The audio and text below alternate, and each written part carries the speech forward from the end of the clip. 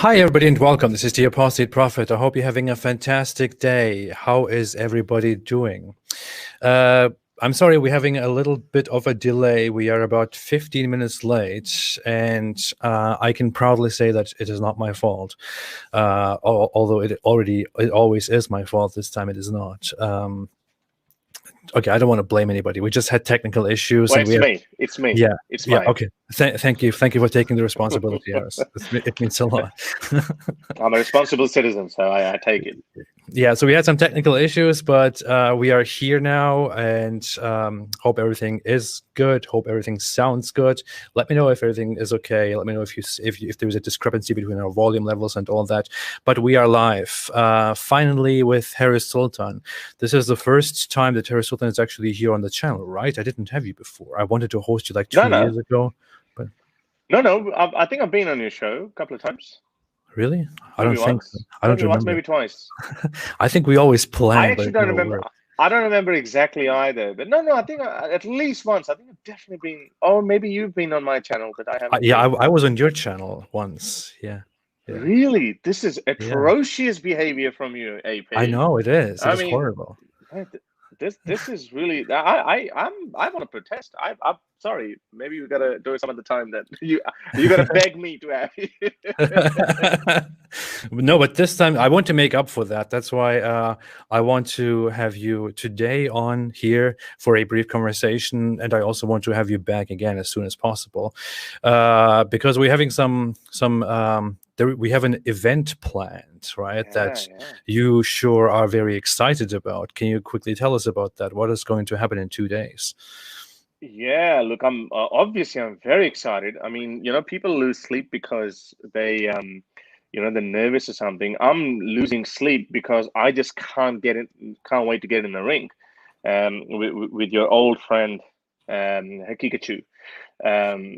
It's like, I mean, I'm really not expecting, and I want to set the expectation straight with everyone. If you're looking for an honest, serious conversation or a serious intellectual debate, I think you're gonna be disappointed, because that's not what's gonna happen. Because I'm dealing with clown. I'm dealing with a clown, and we're all dealing with clowns. So and like he thought that this is some sort of a promotion or something. He started doing trash talking. He created a thumbnail about me where I'm like this, like midway through my stream, midway my video, and then took a screenshot out. I was like, you're a little kid, and you, by your own admission, you're like he's a socially awkward, uncomfortable kid. Probably not a kid anymore. His head's bigger than most of kids. So it's not gonna be an intellectual serious conversation, because every opportunity I get, I'm gonna humiliate him. And there's going to be. I mean, the reason why I can actually have this luxury is because his arguments are not that good at all. The only problem is that his choir boys, his zombie followers, they would always say, "Oh, we won, we won, we won." So which doesn't really bother me, because to me the gauge of winning a debate is like if you can ask people afterwards, which we can obviously never do. Then like, for example, your debate that you had with him. Oh, we won, ha ha ha, we won, and then this troll army comes after it. So tell me, how And many nobody people even watch? knows what we talked about. They just, if you ask them questions, they don't even know what we really talked about. They just have these like 2-3 moments or so. Oh Really yeah. Oh yeah. I have full. But again, as I said, so these things don't bother me. So what?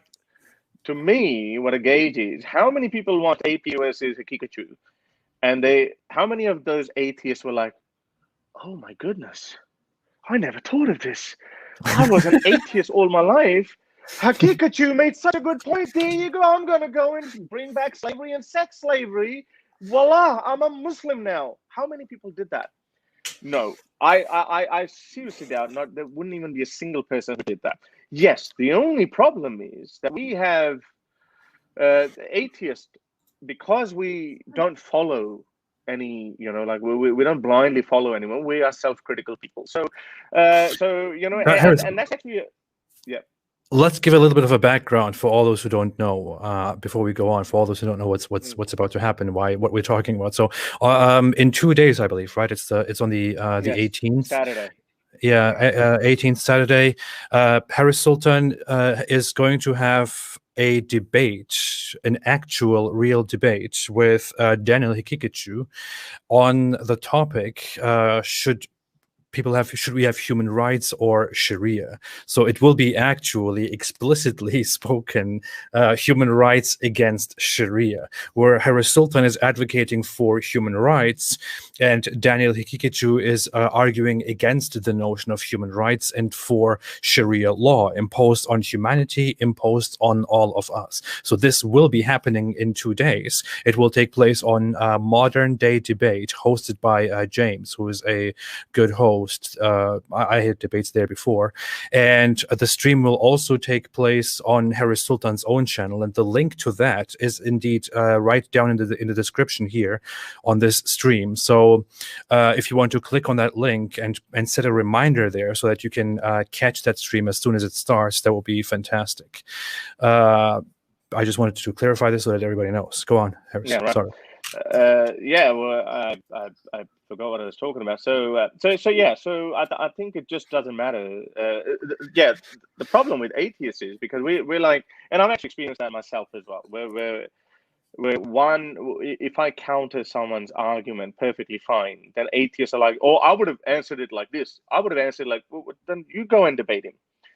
And that's how on the basis of that, they also start scoring their own goals, and they start criticizing their own guy, which is okay in a sense that we are self-critical and we don't beat the chest like, oh, we won. But I think horses for courses. I'm a big follower of that. So this is why I'm saying, like, I mean, don't expect an intellectual conversation with him, because I don't even see him as a serious intellectual debate or someone who's going to be making serious points. Like every opportunity I get to make fun of him, I will make fun of him. Some people might be disappointed by that, but it is what it is. I'm not debating with Shabir Ali, or I'm not having a conversation with Mufti Abu Layth or someone where I would genuinely want to have a discussion. These guys are just there to score points and beat their chest.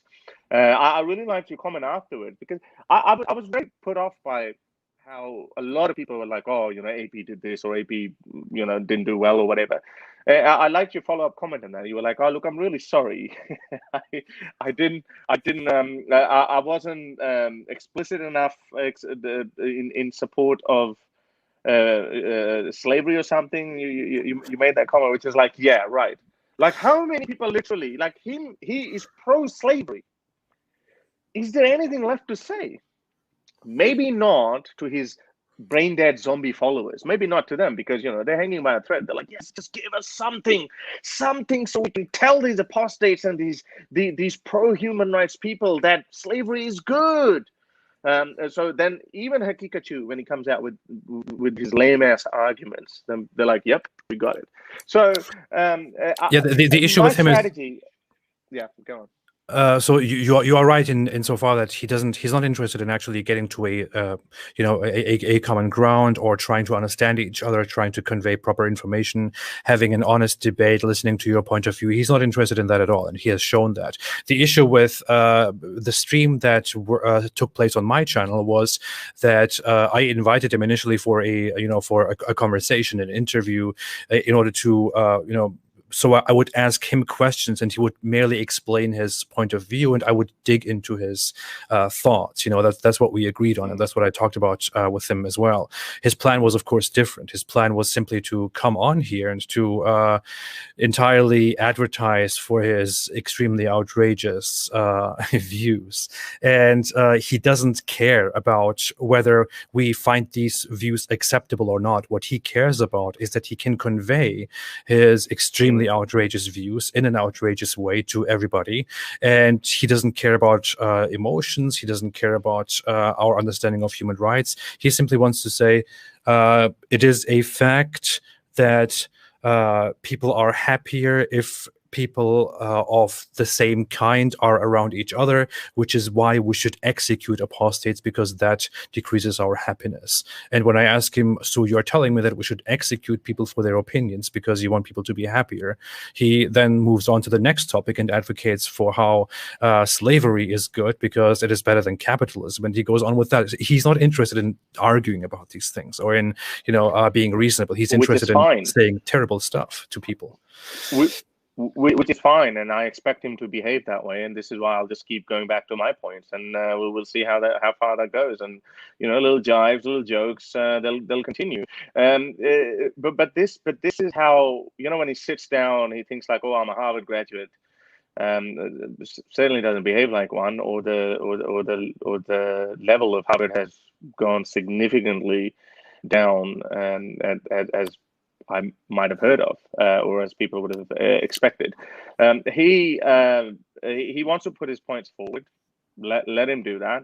I am just interested in how many people are going to be convinced by that.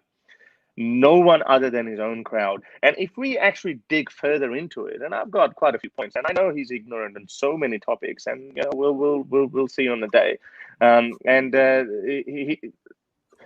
So people, people themselves, his own people of his own choir, they would themselves be hating on him. Because he's going to have to either defend it or stand for something, and with the disagreements within the Muslim community, and yeah, we'll see. I don't want to give away too much because to be honest, I haven't even prepared much. I've just thought about it. I've thought about certain points. But yeah, I mean, I haven't even heard him much. I've heard some snippets. I've seen some snippets here and there, and he didn't impress me at all. I think you should you're right. should totally watch the stream that I had with him and listen to everything that he said, and I think you will get a good idea of what he thinks. Look, no, I think I do have an idea. I mean, I watched his full stream first time when he did with secular jihadists, and his arguments haven't really sharpened much since then. So he can put his points forward, and we'll go from there. Yeah, I want to quickly read this super chat by Myth Vision, who was on here live yesterday. He said, I just recorded a 2-hour recording with Dr. Shadi Nasser. So many bombs in that recording. The origins of these religions are human. I'm excited to see that, really. That will be a very nice conversation. Thank you, Myth Vision. And shout out to Myth Vision again for doing some great work, and recently also approaching Islam finally and talking to scholars who are knowledgeable of Islam and talking to ex-Muslims. So that is great. Coming back to the issue of Daniel Hikikachu, the problem is he is somebody who is as outspoken as no other Muslim apologist. He directly says, and I want to say he is not extreme compared to other Muslim apologists. He's not radical. He's not extraordinarily crazy when it comes to his religious beliefs. He's merely brutally honest and open about his beliefs.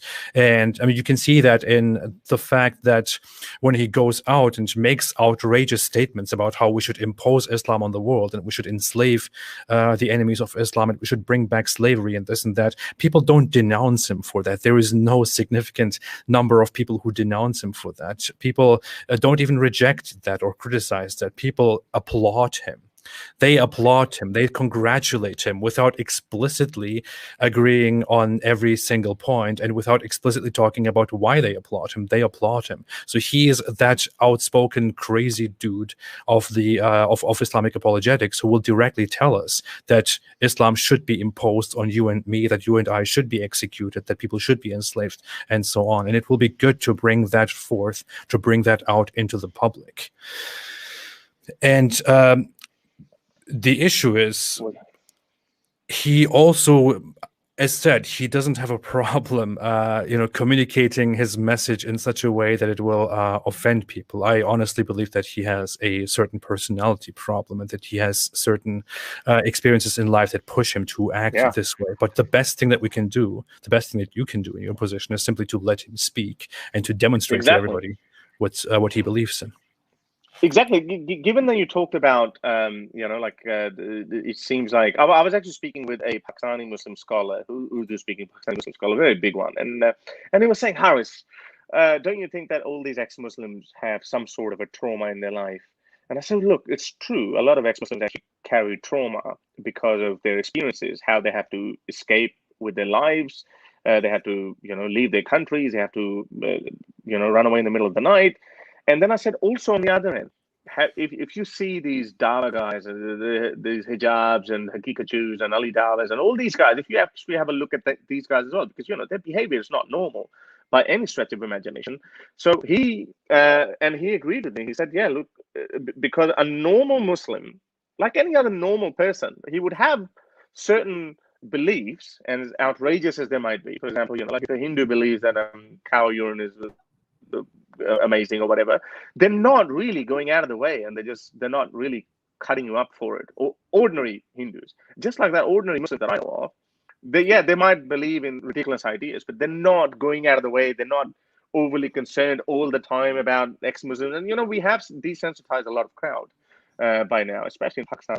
I see great change in the last couple of years. There are like 20 Urdu speaking channels that popped up.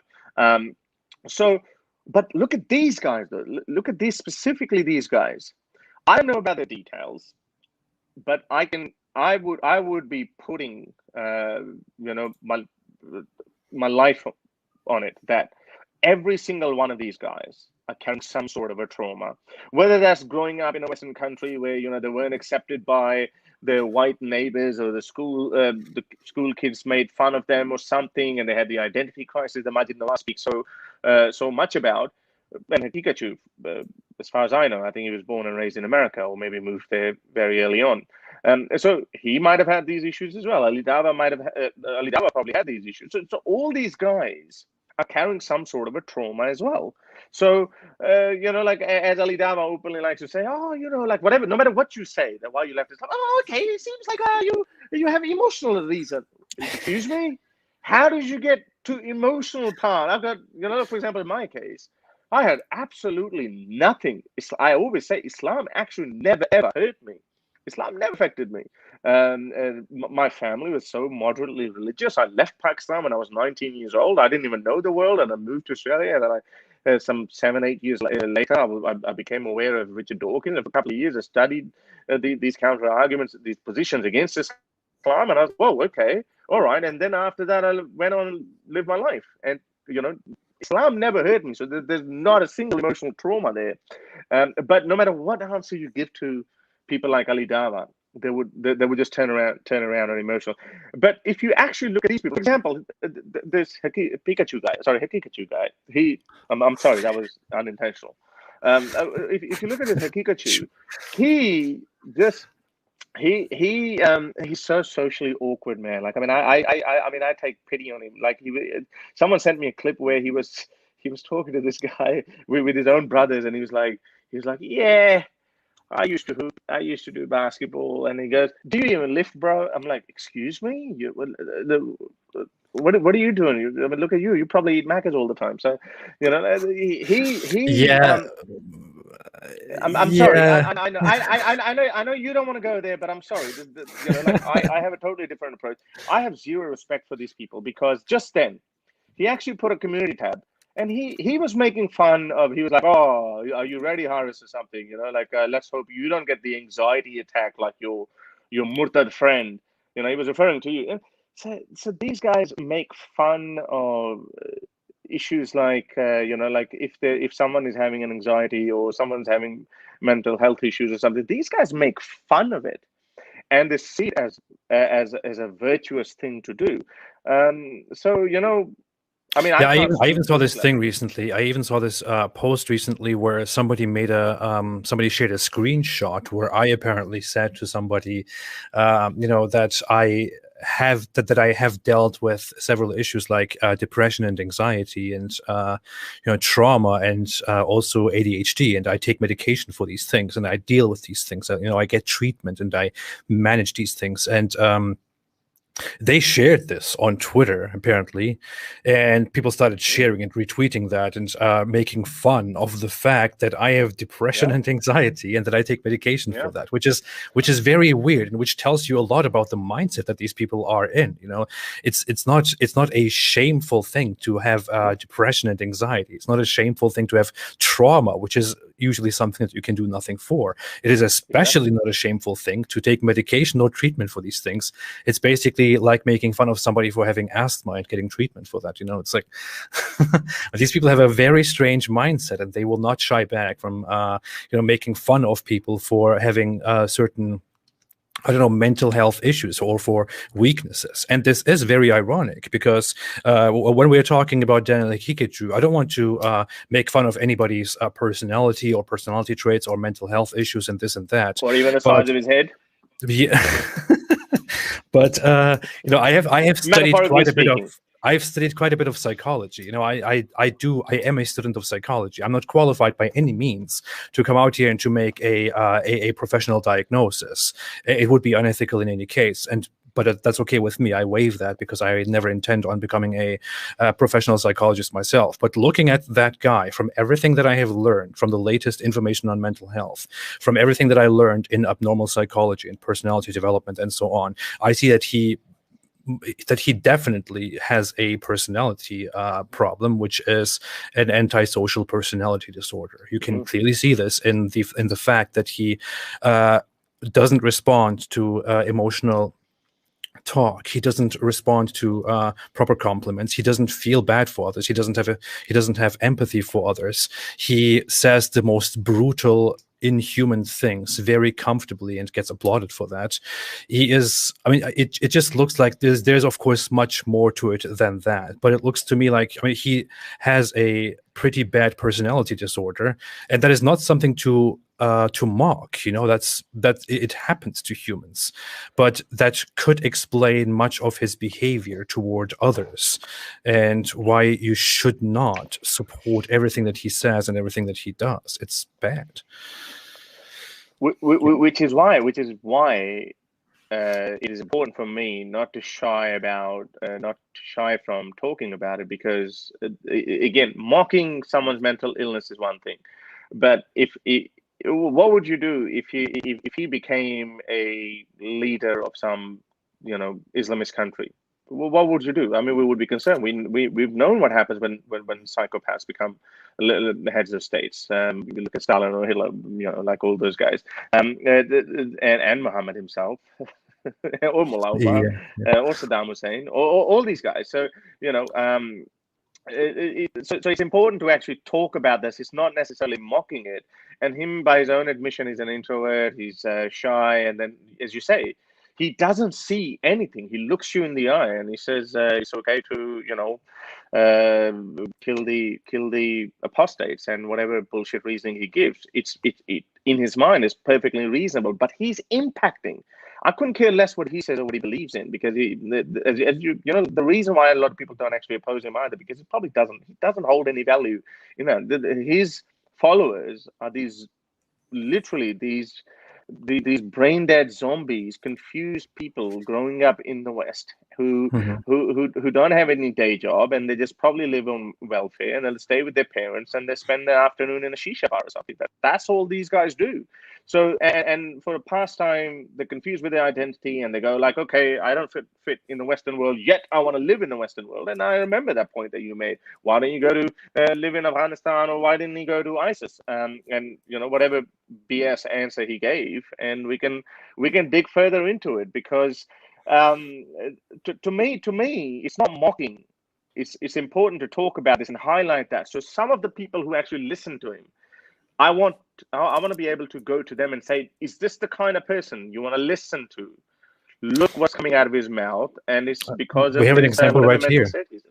We have an example right here. I just put it on the screen. A fan of Daniel Hikikachu who is named Arif, and who said, "You don't need empathy for disgusting creatures like Apus," referring to me. So this is the kind of people who actually openly want to say these things while also going out there and saying stuff like, these ex-Muslims and these people there being Islamophobic. We are accused of being Islamophobic, of having some distaste, some lack of understanding, lack of empathy, some prejudice for Islam. While these people come out here and call me right here a disgusting creature, as Daniel Hikikachu also did, which is why they dehumanize us and justify executing us, which he directly said to my face while we were talking face to face. So this is the kind of people that we are dealing with, and this is a reality. We have to talk about this, and it's good that you agree to having a debate and exchange with these people. Thank you, Arif, for giving us a perfect example of what we're talking about. Not only we need to talk about this, but we need to talk about it in their own language. And I actually literally, because as I said, it's probably because that's my personality as well. I mean, I've always been quite an out there kind of a person. I've always lived my life. I've always enjoyed. I've never been intimidated by people, or that's a part of my personality. So, like if someone comes at me with the chest out, I mean, I'm likely to do the same thing. So, if these guys are going to come at me or come at us, I want to give them a very strong message that, this shit doesn't work. I mean, yeah, maybe if I was in Afghanistan, maybe I would have been intimidated, but you know what? Screw you. You would be responded to in kind, and this is what I'm saying. I'm really worried my own people are going to turn against me, because I'm not going to take this debate seriously. I am going to be very brutal with him, and it includes everything about him. So Hikikachu, if you're watching, mate, put some makeup on, okay, before you. Everybody, this here is why you should stay away from Islam. Everybody, this is why you should stay away from Islam, because you don't want this mindset to be held by everybody around the world. You don't want this mindset to be validated, and you don't want people to make excuses for this and to, explain to us that this is actually totally justified and peaceful and nice, and that opposing this mindset down here is bad and bigoted and Islamophobic. You don't want to support that whole sentiment. So, yeah. One more thing I wanted to point out. It just came to my mind that how people like Hikikachu, what kind of dishonest people they are. I can tell you, even I am more educated on fiqh than he is. He obviously understands the basic points, and they spend most time on postmodernism and on, or John Stuart Mill or John Locke. So he probably has read a little bit on that, just to criticize. And we can dig further into it as well if he wants. But he is not as educated on fiqh. He's not educated on the very thing, the Sharia, that he's talking about, and which makes me wonder that look at the arbitrary rules that these guys come up with. I remember it was Mufti Abu Layth, I think, who had been asking him, Danny boy, Danny boy, why don't you debate with me, Danny boy? And he would be cursing, and he would say, well, you don't have enough followers. I think Mufti Abu Layth has got like 20,000-30,000, and this guy's got 50, maybe 60,000 now. And look how he highlights it. He goes, unless you have 200K subscribers across many platforms, across various platforms, and that's his criterion. And I'm like, now he's been taken off Twitter now, and he's obviously lost 30. So let's just assume he had 200K. Now you've got 170,000, Daniel Hikikachu. Now you're below my standard, son. I don't even understand how he thinks. What does that mean? 200 across platforms? Is he trying to? What kind of calculation is that? Is he like, oh, this plus this plus this? So I have so many people following me. Are you dumb, man? I mean, do you have a Harvard degree? He look, as I said, this guy is an embarrassment to Harvard. I think a lot of any Harvard graduate sees it, and I think some of the clips that I'm going to get out of them, I'm going to be like this. Like a Harvard graduate. This is how Daniel Hikikachu thinks. Harvard graduates would be like, no, he's not ours. No, it doesn't belong to us. This is how Daniel Kikic thinks. He makes a post, says 200,000 followers across platforms. This is how he thinks. So I have 30,000 followers on Twitter. I have 20,000 followers on Facebook. I have 50,000 followers on YouTube. 50, 70, 300. That makes 100. So 100,000 people are following me. In addition to that, I have so many people subscribed to my newsletter. So add 5,000 more people to that. So I have 105,000 people who follow me. Aha! Wow, this is brilliant. I am a Harvard graduate. And then he goes, I've got 105,000 people following me. You've got only 100,000 following me. You can't debate with me. You're not qualified. So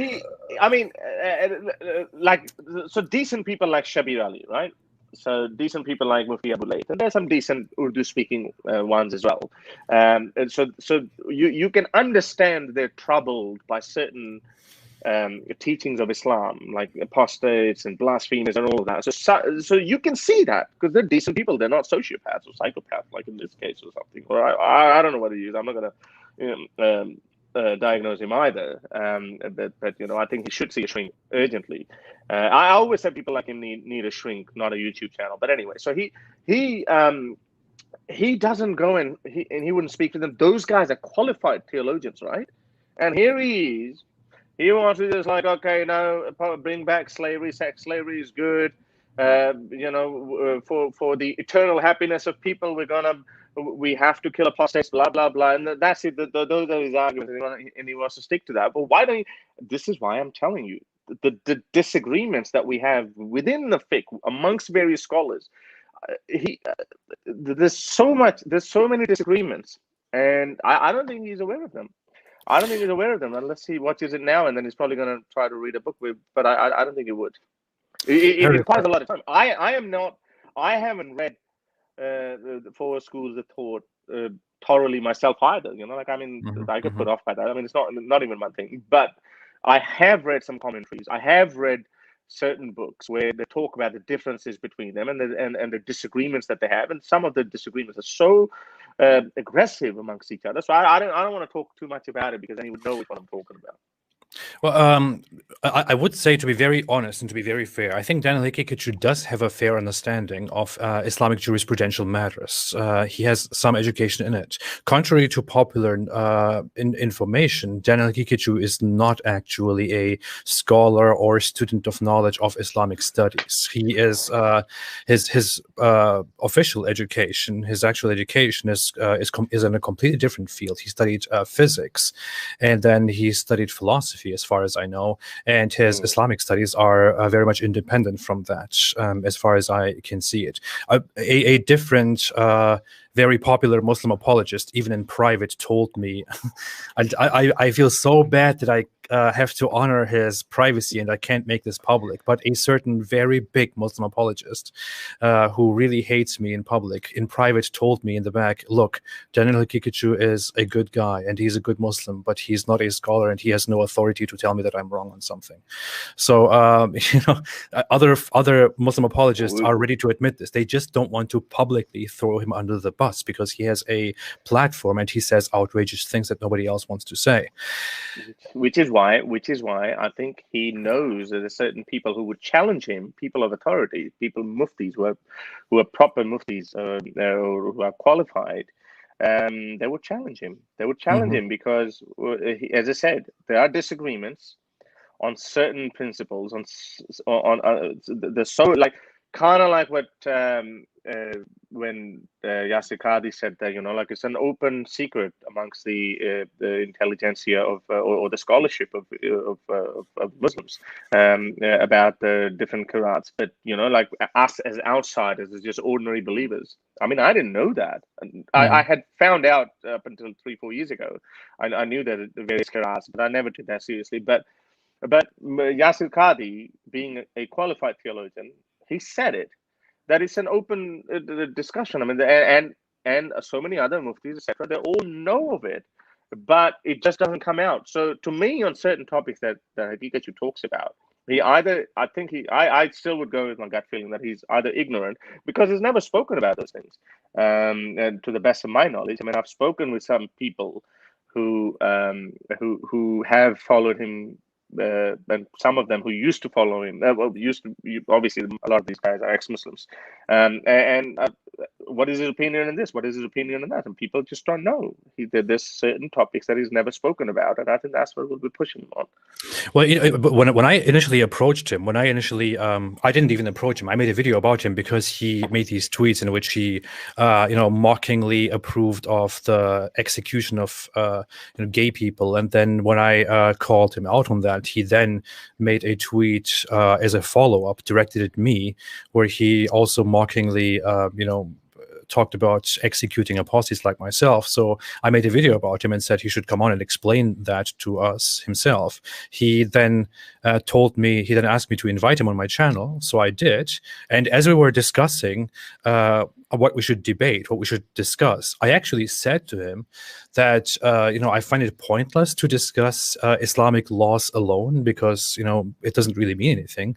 I would like to definitely discuss the background of Islamic laws and why you would believe in this religion which advocates for those laws. And he was very clear that he does not want to do that. He does not want to discuss theology with me. He does not want to discuss the epistemology of it with me. He doesn't want to discuss why he believes in that. And I also made a public debate challenge where I asked him to have a real debate with me, as he promised before, on whether Islam is true or not. And he merely said basically that I should kill myself on a tweet, and then didn't respond to it any further. So he is not able to actually discuss these things, and so I don't blame him. He's not alone. Muslim apologists in general don't want to openly, candidly talk about why they believe in Islam. They merely want to hold on to a certain narrative, to social aspects, to things that they want to impose on others, and they want to rally people behind them while saying outrageous things in public.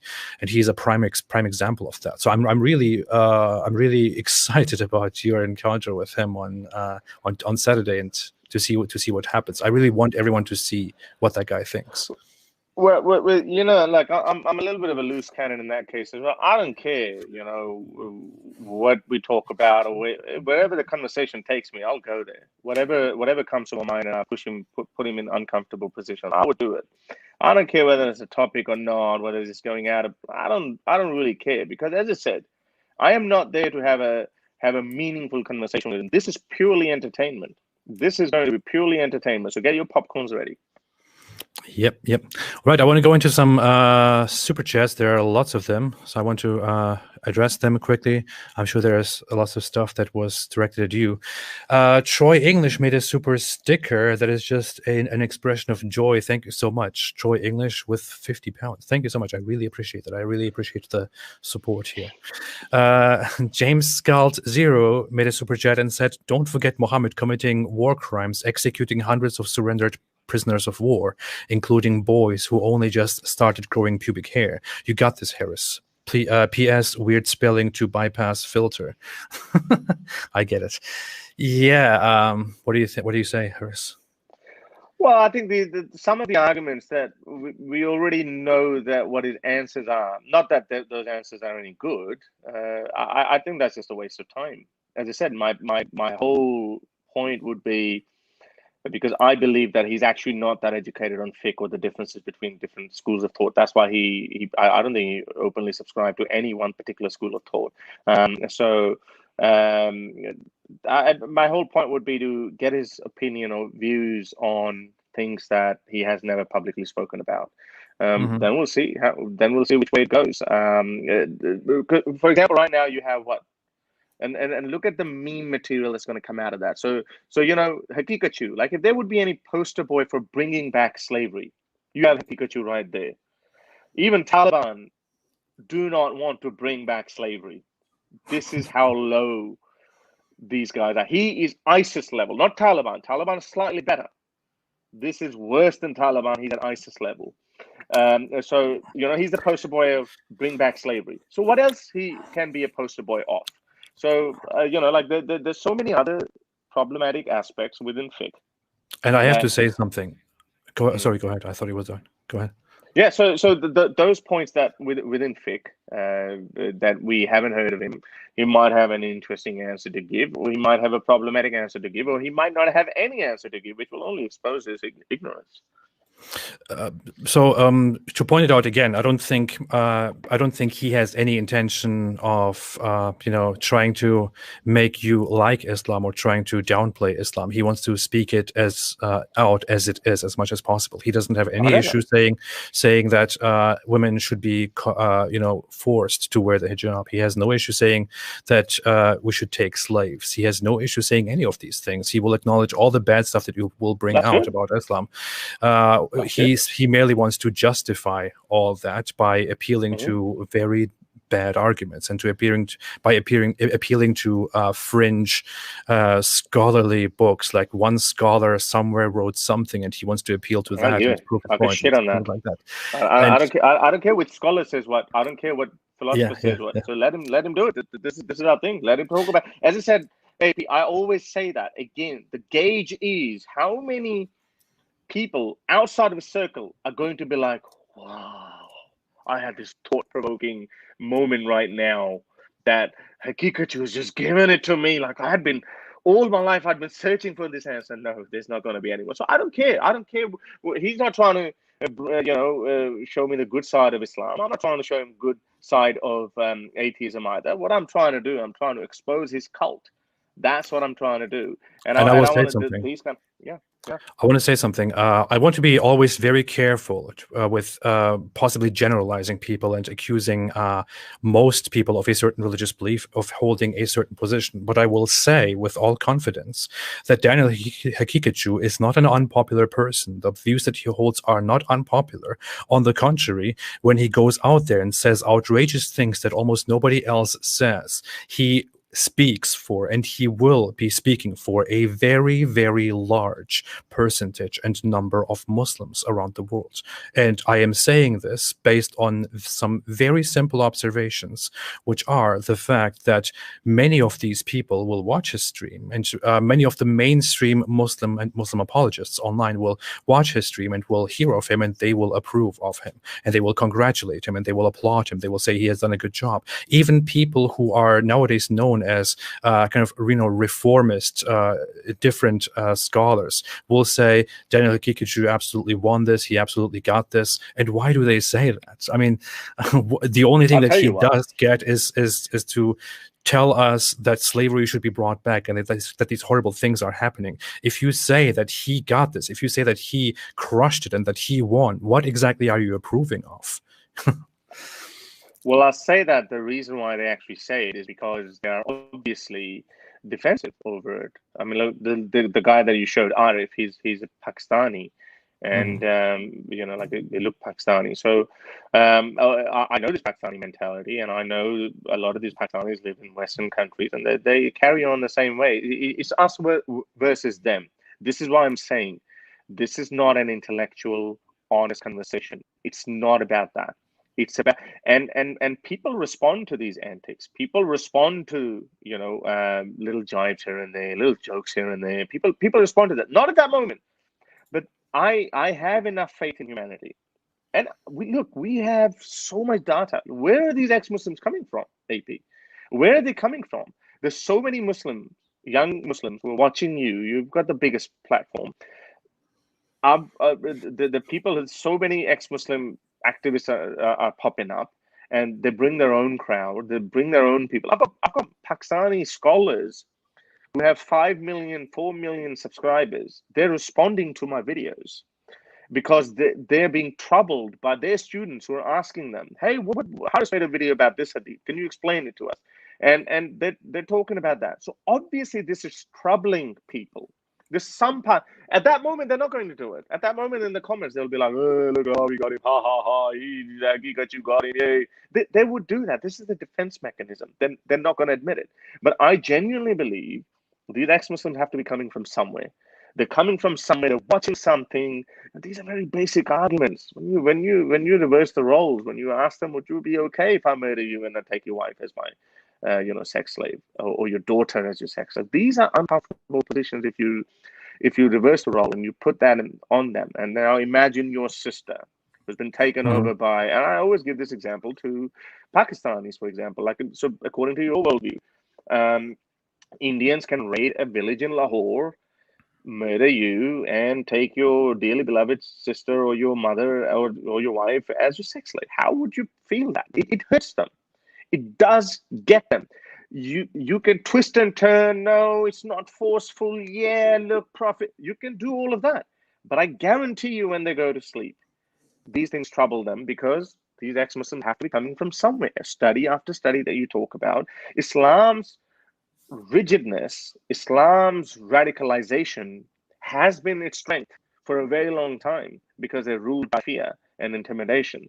But now we know that this is not really that possible. How many people have tried? I mean, there would be governments after you who would love to shut you down. Yeah. They can't. They Yeah. can't. How many people are gonna? What are you? 250, 60K at the moment. Like, whatever your Indian Muslim population would be watching would be 30% or something. There'd be 30% Muslims watching you. Why they're watching you? I have these Muslims come to my show, and I see that some names over and over again. Like, for a month they keep coming, for 2 months they keep coming, and then they change. Why do they come and say, "Haris, ha ha ha, your videos have made me even a better Muslim"? This is the defense mechanism. Why do you have to tell me that? And I actually remember so many people who. Go ahead. Sorry.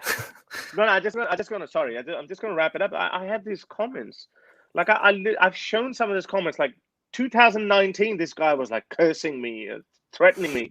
2020, he's like, "I've changed, my friend. Haris, you've opened my eyes." They're so weird. We can't expect them to change, to flip within the course of a couple of hours. It's not going to happen. It's a journey. They're watching. It's troubling them. The people go there, and humans are complex. So I give respect to. But then you have these people who are definitely lost causes, like Ali Dava. These guys. Ali Dava just made a video on him where he went to this to this rabbi. I don't know if you saw that video, where there was this Muslim guy who was punching some random Jews in England. So one of the Jews was a very old man, and he fell. Like, you could see the video, and then he fell, broke his ankle or something. Ali Dava, to score some points, went to a rabbi. Hey, look. When we talk about hadiths that are insulting towards Jews, what's the first hadith that comes to your mind? To me, the first hadith that comes, push them to the narrowest part of the street, right? Oh, that's just one of them. That's the hadith. Yeah, sure. Which one? I was thinking about the worst one, which is that a time will come where the Muslims will fight the Jews, and using trees and rocks will say, "There's a Jew behind me, come and kill him." But well, there you go. That's another one too. So he goes to Rabbi, and he says, "Rabbi," like in his high pitched voice, he goes like, "Oh, like our prophet was so good. Didn't address the elephant in the room. Didn't talk about, this guy was actually trying to live by the code of prophet. He was trying to push the Jew to the narrowest part. This is what he was actually doing. Yeah, actually elbowed him, and he was actually pushing him to the corner, to the narrowest part of the street. Anyway, so instead of that, he goes, our prophet was so kind that he said that if you see a hazard on the street, like a thorny branch or something, move it to the side so humans are not troubled by it. And look, by humans, he meant Jews or Christians or Hindus or Muslims or everyone. This is what he's saying, right? And I'm like, a poor rabbi was like, yeah, okay, I would just take your goodwill. But he should have said, but what about the one push him to the narrowest part of the street? He didn't, and that guy was actually trying to do that. This is what that guy was, and he didn't. So this is the dishonesty. So they're Muslims who are ignorant of these hadiths. But this Ali Dava guy is not ignorant of that. He knows about this, and not only he knows about it, he knew about it, that it is relevant in this case, but it is he lies. Problematic. That's why this is problematic. That's why he's lying by omission. I can't think of anything else. So these guys they know. Some people, so not every Muslim is going to respond to that. When some other Muslim is going to look at that, then it's like, yeah, that's bad. Ali I really Dawah knows think about I it. really want to go and make a project. I really want to go to some Jewish congregation, to some place where many Jews gather, and I want to make a very honest interview with people. I want to make honest interviews with rabbis. I want to go and ask them what exactly they think about all these terrible things that Muhammad said about them. I want to read the source and ask them. So, what do you think about? What do you think Muhammad was a very good guy since he said we should push the Jews to the narrowest part of the Never part street, of it. or do you think Muhammad was a good guy when he said, curse the Christians and the Jews, or when he said, the Jews will fight you and you will kill them all and all that? So, what do you think about that? Do you think Muhammad was a very beautiful, very wonderful, fantastic, moral man that we should all follow and love? What do you, dear Rabbi, think of this? I really want to do Ask that right Benjamin Netanyahu. He'll give you the legitimate answer. But my point is that so not every Muslim. I'm still willing to give them the benefit that not every Muslim is aware of this. There's a lot of ignorance. So when they come across your channels or when they watch our videos, they go like, okay, well, it doesn't make any sense to me. They do go for to seek confirmation to their bias, and the cleric gives them some sort of a watered down answer or whatever. They're like, okay, it makes sense. Ha ha, Harris got it wrong. But then they watch another video again because curiosity brings them back. Curiosity not only kills the cat, but also kills Islam as well. So that's what these guys are constantly watching. They keep coming back for more, and this is we're witnessing the death of Islam like it's never been witnessed before. Christianity had gone through that phase through the printing press or something. Christianity has been on the watered down stage for a very long time. Even as a watered down Christianity. But Islam is like, whoa, it's hit them like like a ton of bricks. It's like now. Ironically, Islam has been steamrolled right now. Christianity is what basically started or spread the printing press, and it was mainly done for the spreading of the Bible, and that's how it worked. Whereas with Islam, we have the internet. The internet is killing Islam right now very much. I mean, we have the whole concept of ex-Muslims, of people who leave Islam and openly speak about it. I mean, you did have people at times who were no longer Muslims, or who were supposed to be Muslims but are not Muslims, but you didn't really have this concept of ex-Muslims who actually go out there and talk. We are something completely new, and we are a product, a result of mass media, of the internet, of these things. It is becoming normal. We are helping it. We are helping make this normal. And you know what? We're proud of that. Yeah.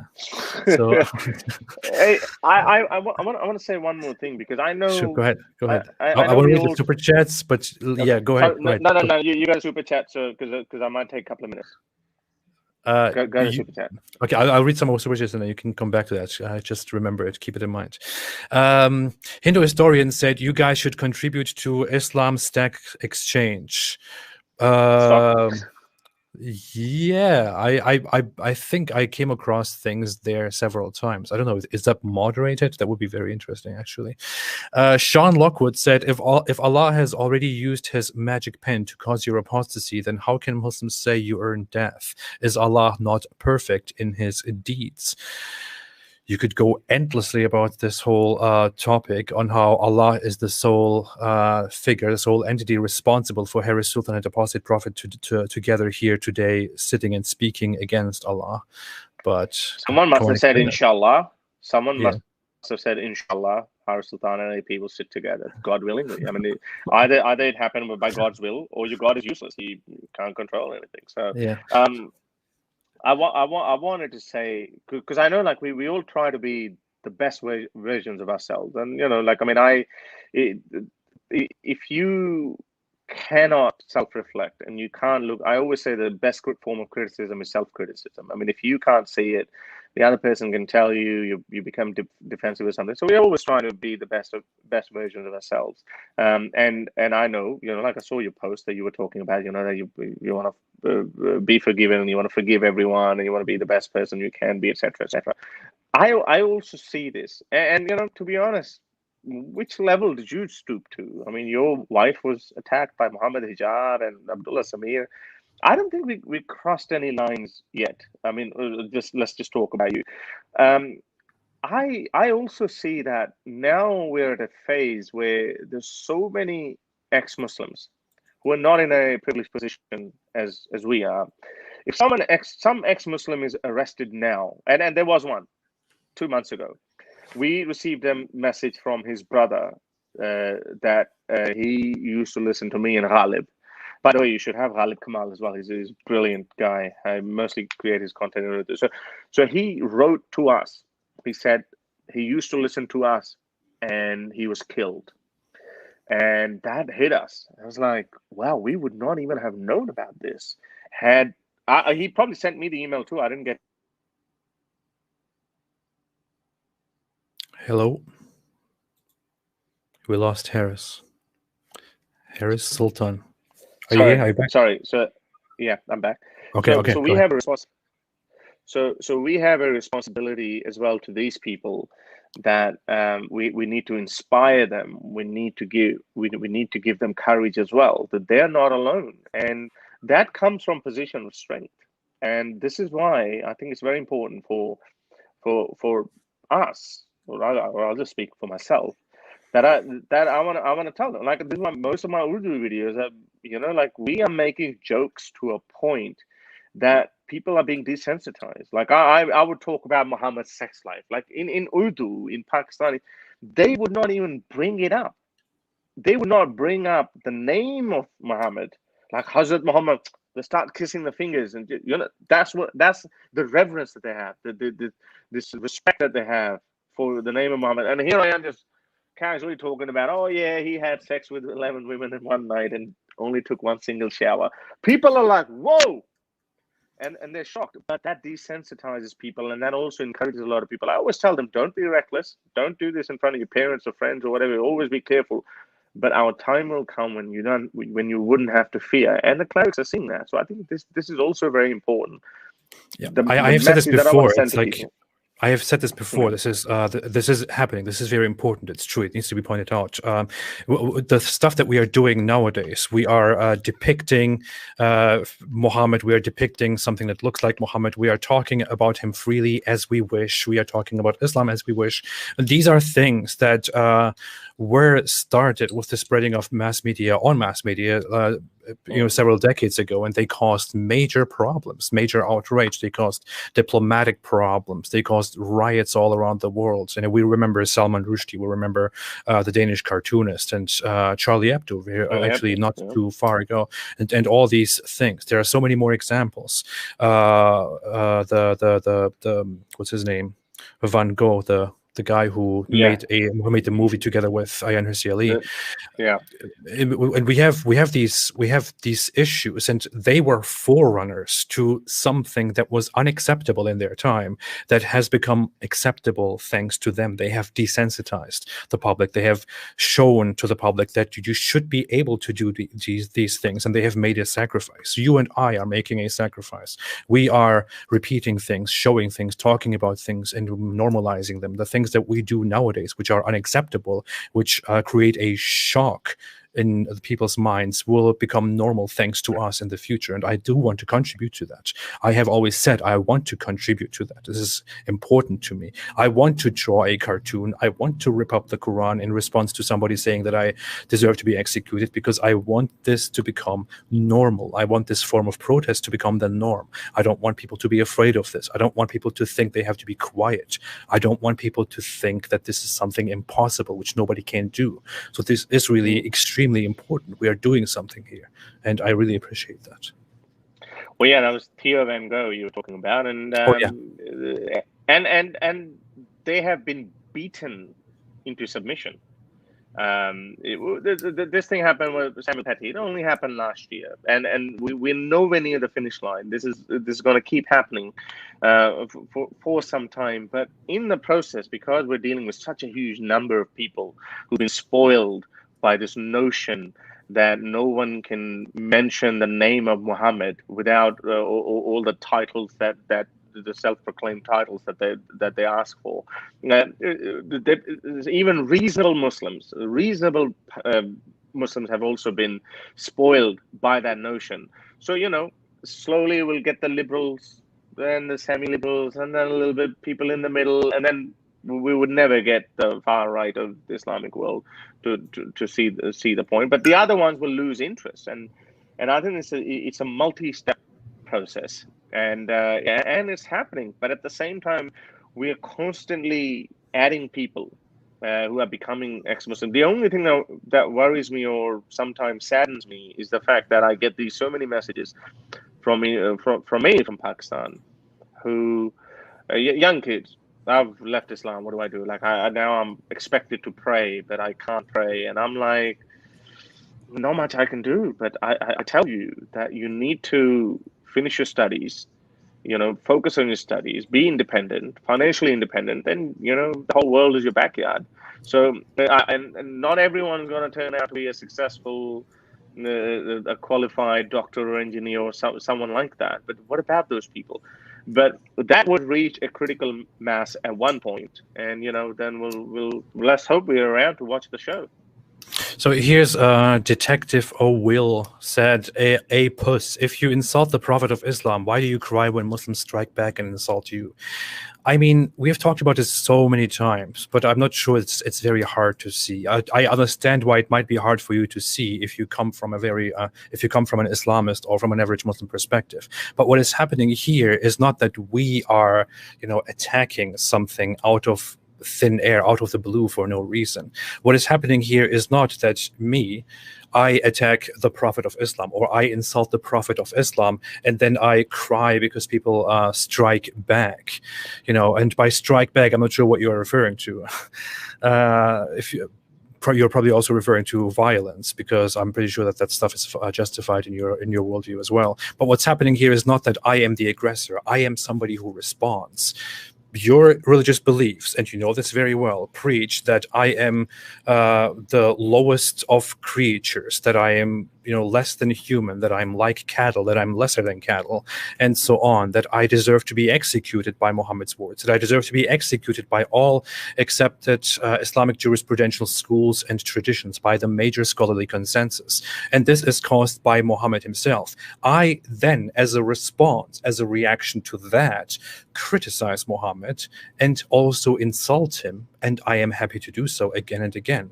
And I also satirize him and make fun of him and make cartoons about him, just to attract more attention to what we are actually talking about. So I am reacting to the violator, to the aggressor, who is Muhammad, and which is your religion.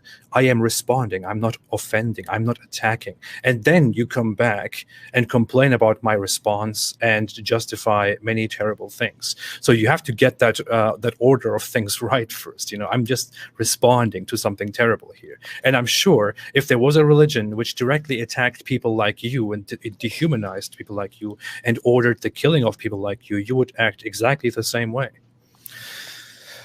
Well, we can easily say that, you say that Jerusalem is yours. Why do you cry when you say that it's ours, and you cry that, oh, look, we're being oppressed or whatever? It goes both ways. First of all, I don't think we're crying. You're perfectly fine to attack us verbally, our ideas, or even our person. You can challenge anything you want. Nobody's crying. When we are also well within our rights to block you and not listen to you, and you are also well within your rights not to listen to us. That's the whole point. This is something that you guys need to understand, and bring your head out of the 7th century framework and then apply the 21st century. That's perfectly fine, reasonable to exchange ideas, criticize, even mock, ridicule, whatever. People make my cartoons, or if they make it, I'm perfectly fine with that. I don't have to see that. This is perfectly fine. You don't have to see our criticism of Muhammad either. You are worried because your faith requires you something. Your faith requires you to go and hunt blasphemers down or apostates down. So we're not actually crying. You're the ones who are actually crying. So much so that, like a crybaby, you would go and just start bashing everything. Yep. Absolutely. I'm not crying. I'm saying if you want to dehumanize me and say terrible stuff about me and about others, and if you want to come and justify violence against me or commit violence against me, then go away. Get the hell out of here. If you want to talk in terrible ways to me, I'm not going to interact with you. I'm not going to listen to you. That's fine. That is within. And they can do that too. And they yeah, can you do can do that that too. too. They can You tell can do us, that too. sorry, we don't want to listen to you. People have this weird That's understanding fine. that this is contrary to freedom of speech. No, it has nothing to do with freedom of speech. I can, grant your right to say certain things, while I can choose to ignore you or completely refuse to interact with you if you act a certain way. That is entirely normal. There's nothing. There is no contradiction with my worldview here, and it is totally justified. And you can do that as well. Let's move on to more super chats quickly. Sojkovic said, "Daniel, I can catch you, Pikachu." Yeah, thank you, Sojkovic. As always, I appreciate you That's a good being one. here. Imhotep Bangis became a member of the channel, and if you become a member of the channel, you actually become a prophet. That's how easy it is to become a prophet. You just sign up. No, you just sign up to the channel for $4.99, and then you become a prophet. It actually says you are a prophet, and you have a prophet. So you're not the only prophet. You got. I'm the head of the prophets. That's the issue. Right. So I'm the final. Yeah. All right, you're Yeah, the final one. Okay. It's much easier than Muhammad. You can just become a member of the channel for $5, then you will be a prophet. That's how easy it is nowadays. What other privileges do they get? No, did they get like what Muhammad had? Quite a lot of. Well, I want to provide a world. No, just kidding. Okay, yeah. Zagros Özkan made a super chat and said, "How can anyone know whether they have the right interpretation, given that there are no prophets to guide Muslims on a daily basis? At the end, all Muslim scholars inject their own interpretations." Do you want to add anything to that, Harris? That's the whole point. So people who ask for Sharia to be implemented, the first question is which one? Yours or theirs, Hanafis or Malikis? Which one? Which one? So Taliban are Hanafis, right? So which one are you going to follow? So you can clearly say that it is obviously open to interpretation, which means it's arbitrary and subjective. But they say it's objective. How could objective be subjective? It doesn't make any sense. It's very funny. I was listening to this Muslim couple yesterday or the day before, and she was basically saying, Sharia is, no Muslim country today applies proper Sharia. And I thought, I mean, how do you say that? What is proper Sharia to you? Can you point at what proper Sharia would be, and on what basis you say that no country today applies proper Sharia? And you are trying to whitewash and make Sharia cute and make it likable to others. But while you are saying that no country applies proper Sharia and that proper Sharia should be applied and it's good, people like Daniel Hikikachu advocate for a very brutal system, and they also say that no country today applies proper Sharia. The proper Sharia should be applied. Then you have ISIS, which also says no country today applies proper Sharia, it should be applied. So what exactly is that? You should be able to point at the Sharia that should be there in existence and then point at why that is lacking. And if you do that, you will end up with something terrible. Let me. Funny that you brought up ISIS, and let me tell you a funny story. It was last week's news because I covered that on my channel. There was an attack by ISIS on Taliban a couple of weeks ago, probably a week ago. Yeah. What was the statement from ISIS? They said we're going to overthrow the Taliban government because Taliban are too liberal. We are the real Islam. So we're living in a world where Taliban are also considered liberal by a certain standard. And Taliban responded back? Taliban said the ISIS is too radicalized. Yeah. Well, there's a funny thing going on. Taliban actually has this worldview. They made it very explicit at the beginning for decades now. They said at the beginnings, before they took over Afghanistan in 2001, they said they want to bring Afghanistan into such a state where the society lives just the way the Prophet Muhammad and his companions lived 1,400 years ago. So that was actually their intention, and that's what they pursue. And they argue that they have the best understanding of reviving the Islamic society as it is supposed to be. And on the contrary, then you have ISIS, which says, no, we are going to bring society back to the state of Muhammad 1,100 years ago. And what they agree on and disagree on is merely a set of theological matters. The Taliban has a different understanding of theology, whereas the ISIS has a different understanding of theology. And ISIS brings one thing to the next level, which is they openly say that those who refuse to accept Islamic law, universal Islamic law, have apostatized. They have become apostates and have become non-Muslims. So they declare them as kafirs, which is why they justify killing people. Whereas the Taliban is a little bit slower, a little bit more careful with that, but also eventually kind of have the same logic. Well, no, but see, this is the thing, right? So, Taliban follow Hanafi school of thought, so which by default they're not agreeing. They are over, I know over 100 differences between Hanafis and Hanbalis and Shafis, and then and with Maliki as well. So I've got nearly 100. I'm not going to talk too much about it, but so those interpretations or those rulings, fatwas, they are considered halal in Maliki, but they're not agreed by Hanafis. So they follow Hanafi school of thought. So according to them, if Sharia is equal to morality and not following Sharia is immorality, then that would be, then by definition, simple deductive logic, then Hanafi think that every other school of thought is immoral, and they're not following Sharia. They're not following Sharia, and again, that goes back to those people. Which one do you follow? Saudi Arabia says we're Salafis. Salafis don't officially subscribe to either of these schools of thought, but they are very similar to Shafi, because Shafis are very hardline as well. They go directly on all the hadith. So all these nuances that complicate things even more. So as you said, when that woman says, "Oh, nobody's following the real Sharia," just say, "Okay, tell me, give me 10 points of Sharia that you think that it should be like that."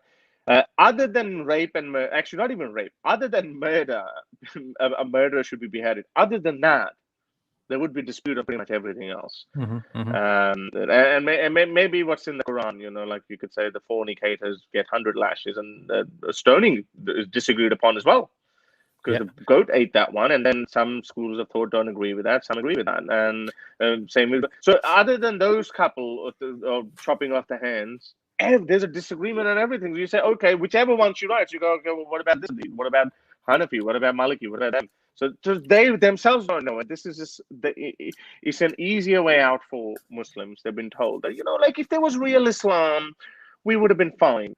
But nobody knows what real Islam is. There are genuine disagreements, which actually are genuine because they don't make sense.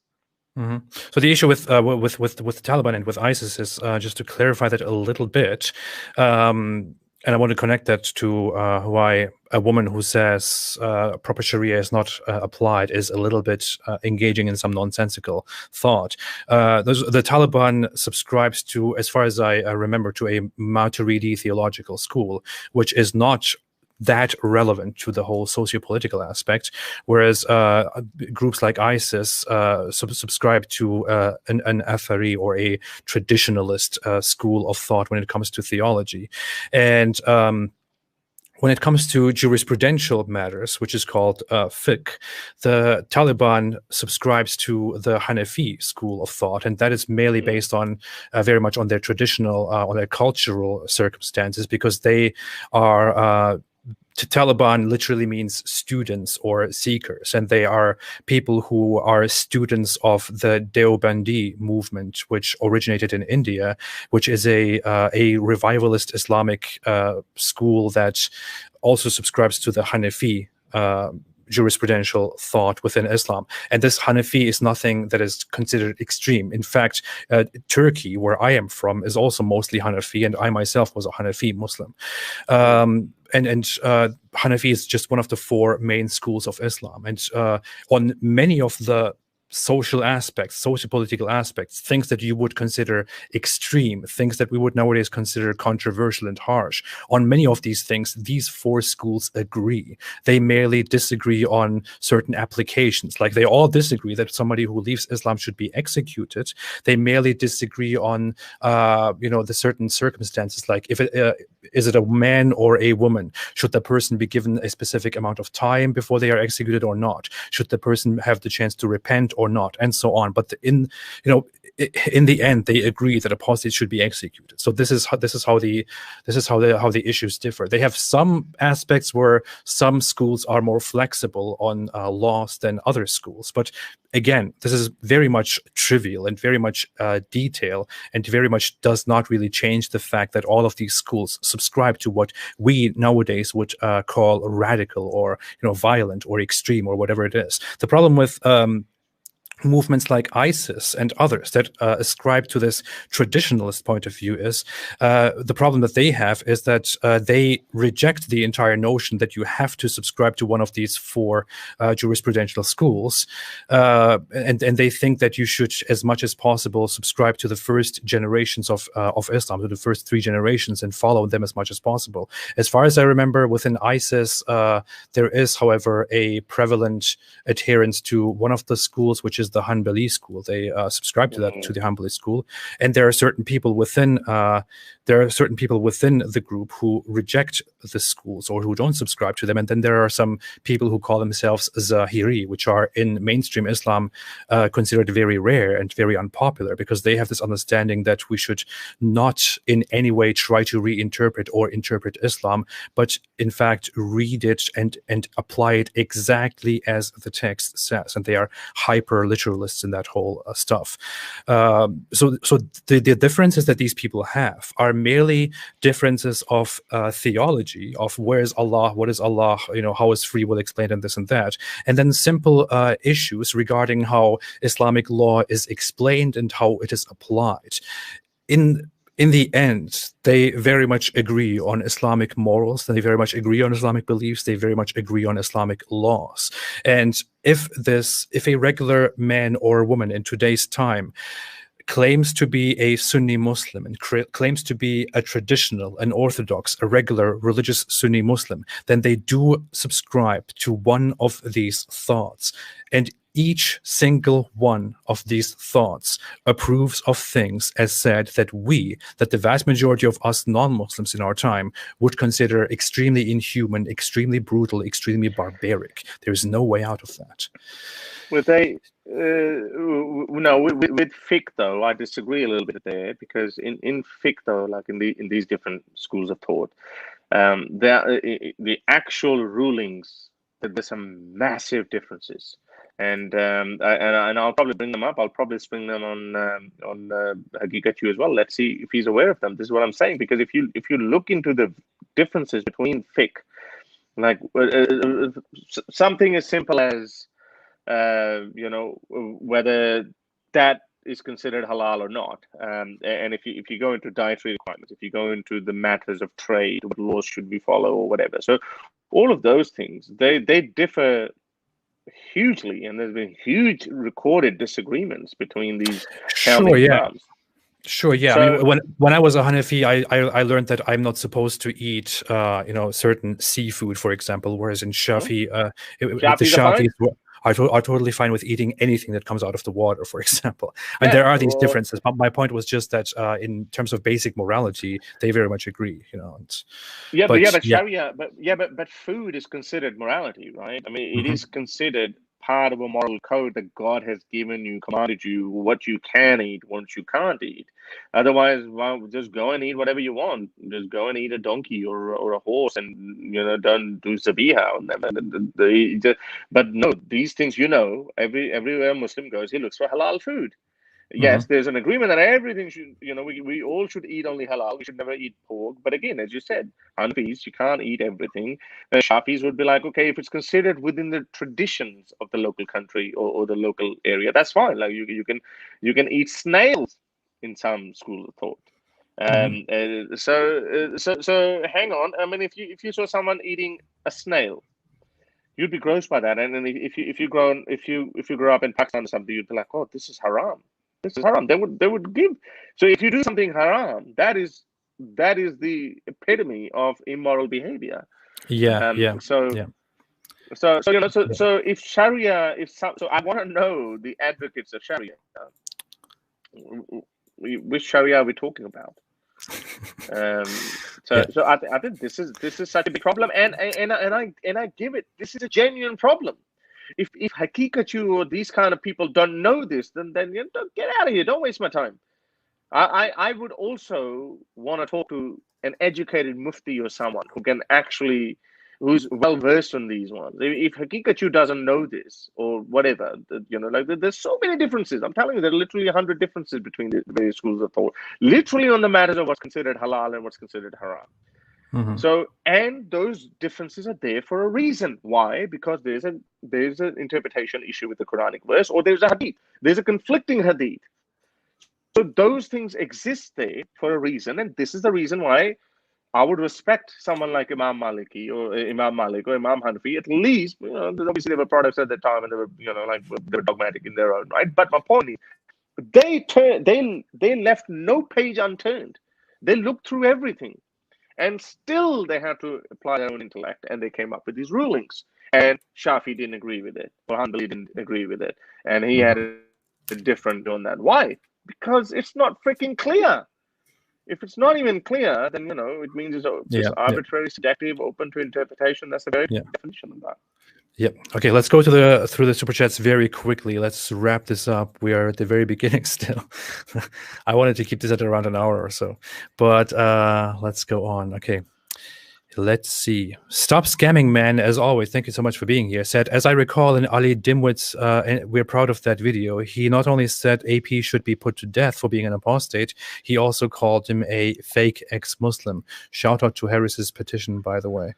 Yeah, it's pretty dumb. He says that I was never a Muslim to begin with, and that I am thereby a fake ex-Muslim. And then he also goes ahead and says that I deserve to be that I'm a little weakling who deserves to be executed for leaving Islam and for spreading corruption by spreading my knowledge on this stuff. So it's.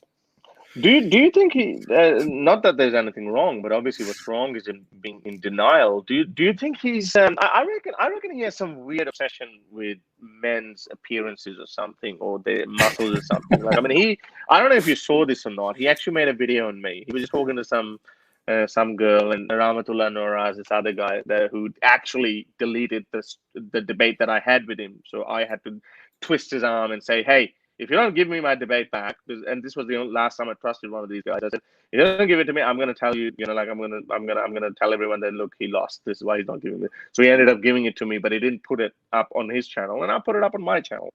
So, it was kind of that thing. But anyway, so he's sitting there as well, and he's like, I want to debate it. Where is that debate then? Why did you put it up? Anyway, so he's sitting there, and he starts talking about, oh, Haris, yeah? This guy, yeah? He's all showing his muscle and shows my videos and, like on my Instagram, which were not that many. Literally, you can count like 7 or 8 photos out of 100. In which like I'm just working out or something, and like he's talking about muscle, and he's like, oh, I'm gonna go to Australia, and I had a bit of fun as well, because kangaroos are quite muscular as well. I said, this is probably why you want to get a photo taken with a kangaroo or something. So it's just I don't know. He has. I don't know. He might have a thing for me. So don't. He might have. That's very much possible. I think he has a big problem with issues of sexuality. When it comes to women, he made this whole post once in which he described how much he struggled sexually before he got married, and finally he has resisted and he has stayed faithful, and finally he did it. He got married. This was the biggest struggle of his life. He resisted. He resisted. Yeah, I think he wanted to, I don't know, sexually assault things or whatever it is. I don't know what he went through, but no, he was assaulted, or he's saying that he was attracted to some girl or something. No, I think he was just expressing how he wanted to badly have badly sexually approach everything that moves, but he What? had patience and he waited until he got married and he did it. It's like a big achievement. Yes, I resisted Stop until I it, got Ali married. Dava. Ali I was Dava, like, the fact of the matter is that no girl said yes, mate. That's why don't you tell us the truth, Ali Dava? No girl said yes. No girl would, in their right mind, would say yes. Yeah, which girl yeah. would want to go out with a guy who talks like that?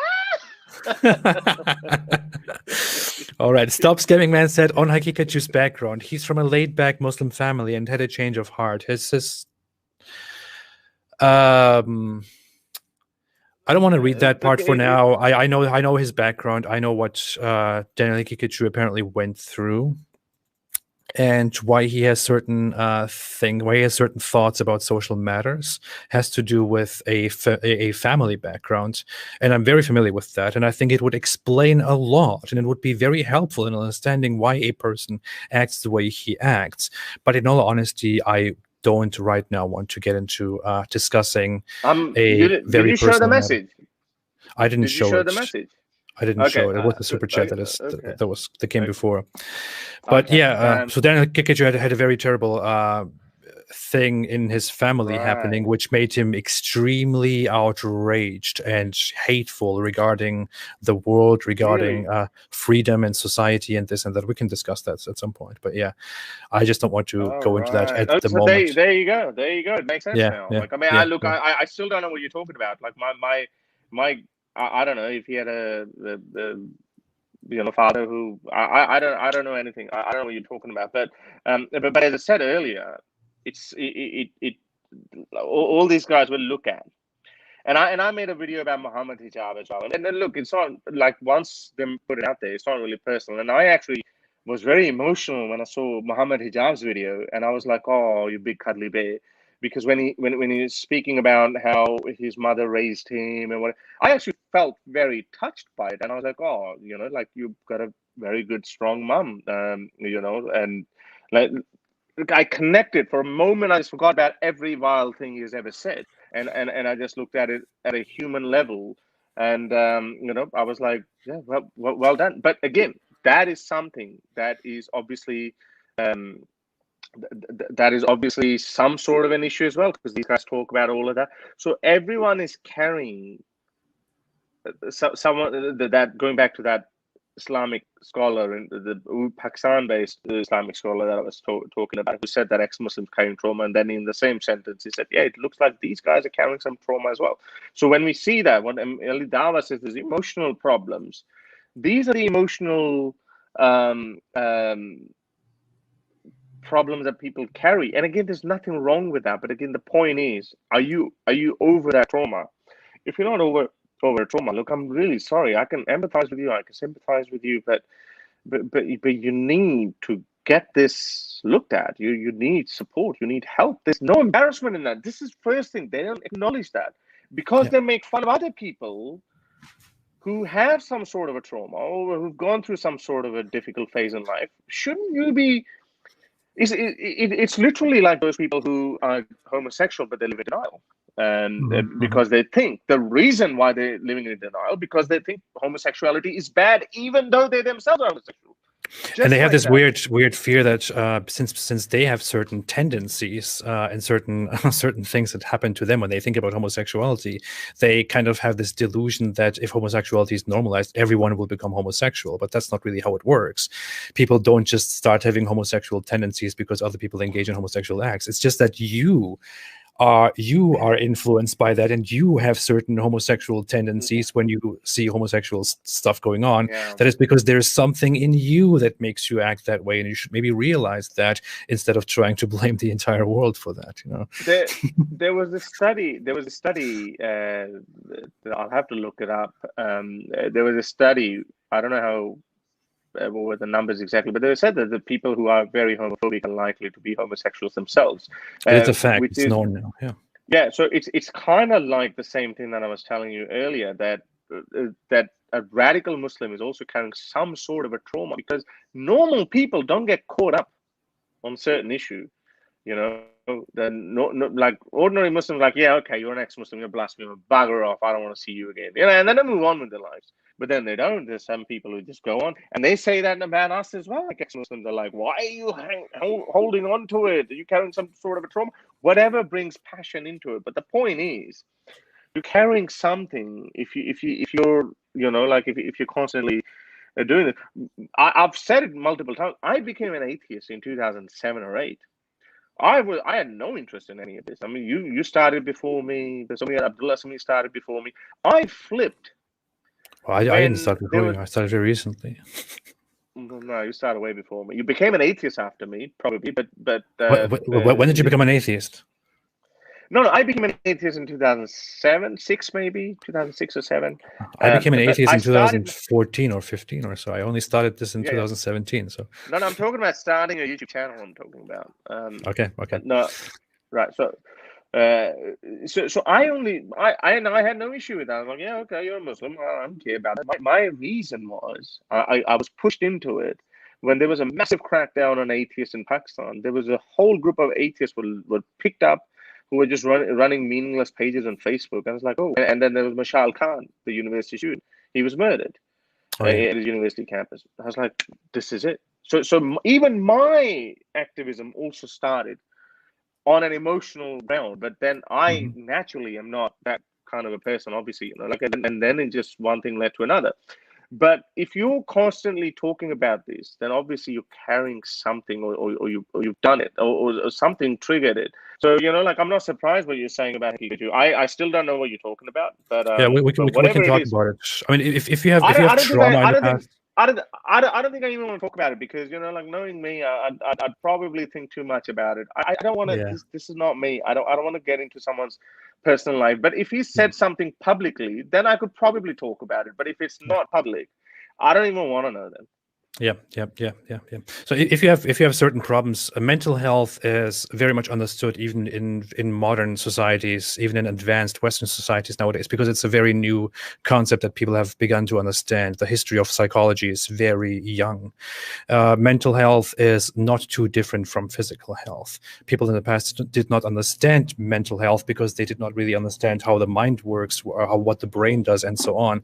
But if you have a mental health problem, it's very similar to having a physical health problem, and there is nothing wrong with getting treatment for that, with admitting that, with getting it checked out, with going to a psychologist, a therapist, a counselor, or even going to a psychiatrist and taking certain medication, which is absolutely necessary for certain conditions. There is nothing wrong with that.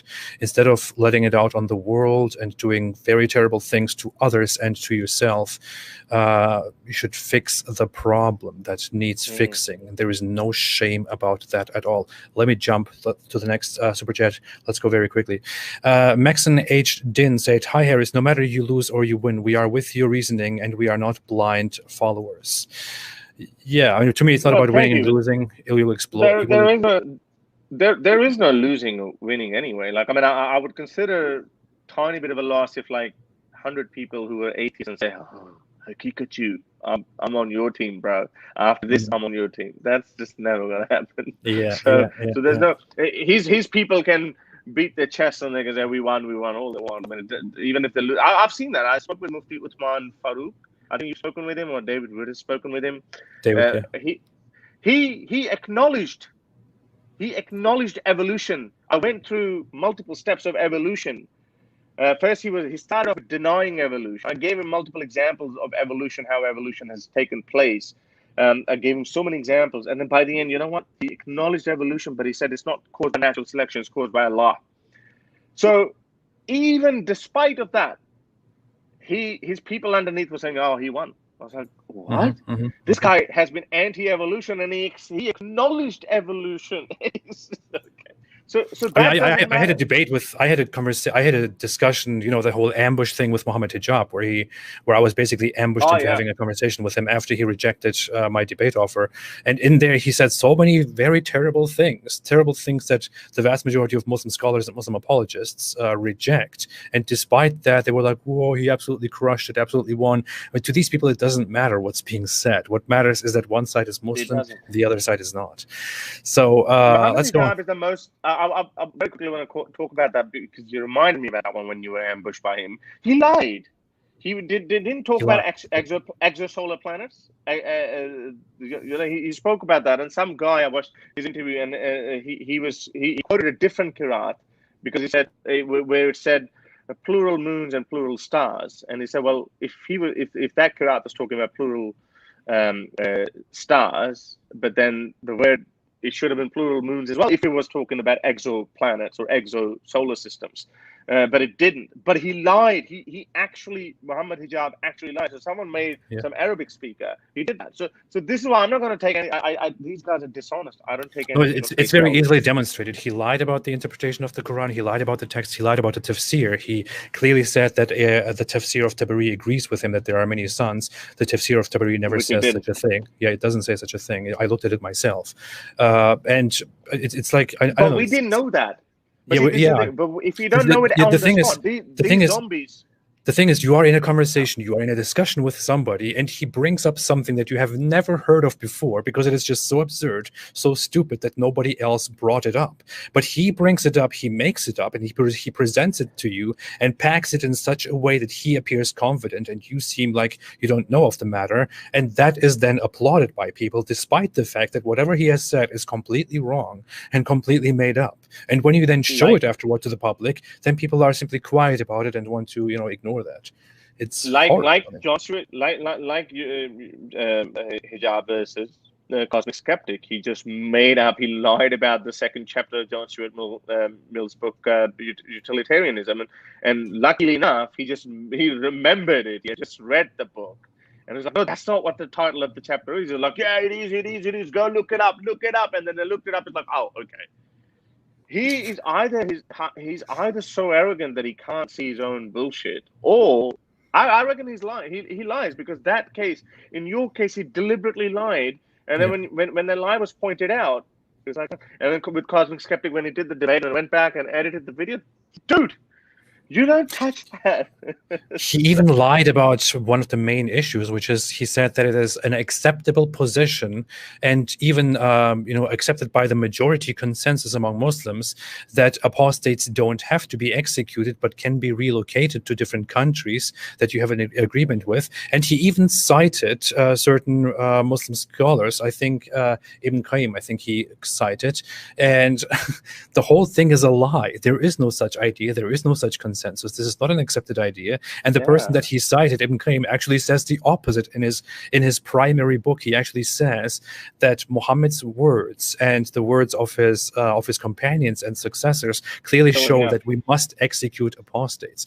So this is a complete lie made up by him. And others have even responded to this and said this is not true, but none of them wanted to publicly go against him and publicly, denounce him for that lie. So does that mean Hijab is not proud of that?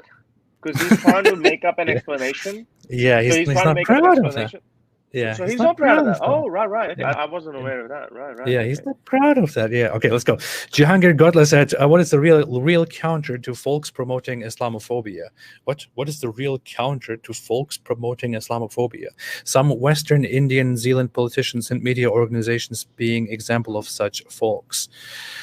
Do you want to add anything to that, or we can quickly give it a brief answer? So I didn't understand the question. So he's saying that what is the real counter to folks promoting Islamophobia? Some Western, Indian, Zealand politicians and media organizations being example of such folks.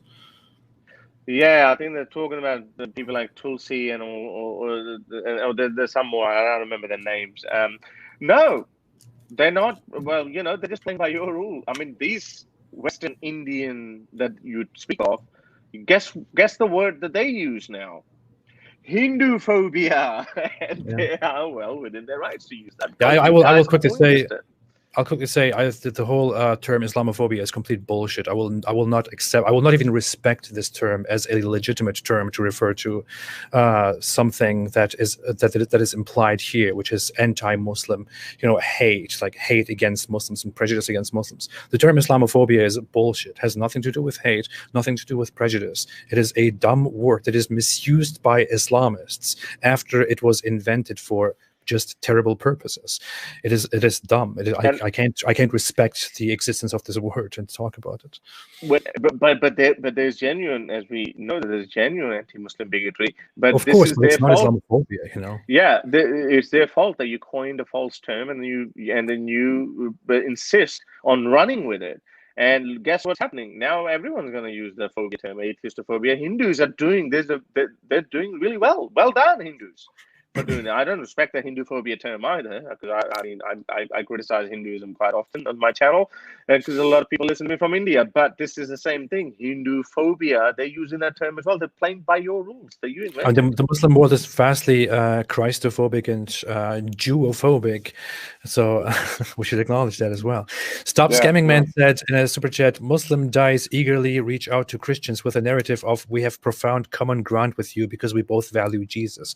How receptive would they be to an Ahmadi with this narrative regarding them and Muhammad?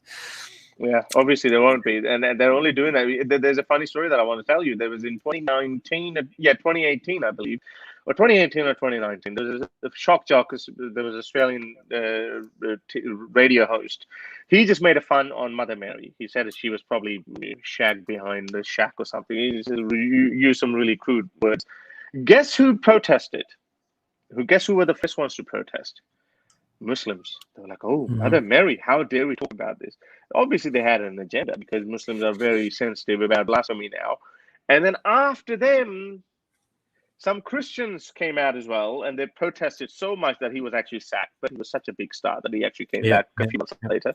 But the point is, they found a common ground, and they were like, yes, let's stop these blasphemers, you Christians. Why are you so soft on this? Why do you let them make fun of Mother Mary and Jesus? And Christians like, yeah, maybe we should act like you. So they're trying to find common ground, because this unfortunately, this atheism or no F's given about religion is hurting Muslims more now. Christians are somewhat, they're docile now. They got over it. They got used to it, and they actually worked out.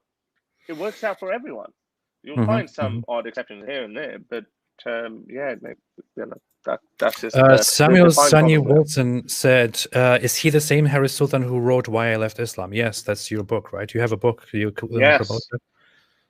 Yes, it was recently. I actually, when I went to England, I gave it to my intellectual hero, Richard Dawkins. I met him in Buxton, and he tweeted about that. It's actually pinned on my Twitter because it was something, and he read the book and he gave a good, a good review on my book. So my sales went up a little bit, just for a little bit, for a week. That's nice. So yeah, guys, do check it out. All your favorite online bookstores, plus audiobook as well. Listen to the audiobook because I actually purposely picked this old Aussie guy. He has a very heavy Aussie voice, and that somehow when I listened to it, I was like, "Ooh, this must have been written by some smart dude." Voice is happening.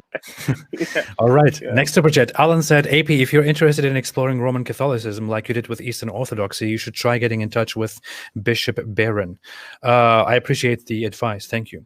Stop Scamming Man said, question for Harris. In Pakistan, how common is it for people to know the fossils of whale ancestors with legs that have been unearthed in their country? Ambulocetus, Pakicetus, Basilosaurus. Is that common? Can you very briefly say that? These whale skeleton fossils were actually found in Pakistan. But do regular Pakistanis know this stuff?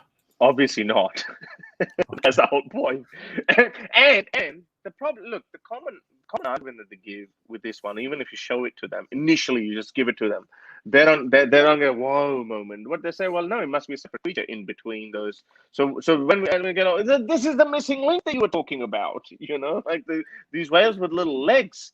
This is the missing links you're talking about. So they don't admit it. But I took one of my uncles to Melbourne Museum, and I showed him there was a whole section of hominid fossils, and I said, can you tell me the difference?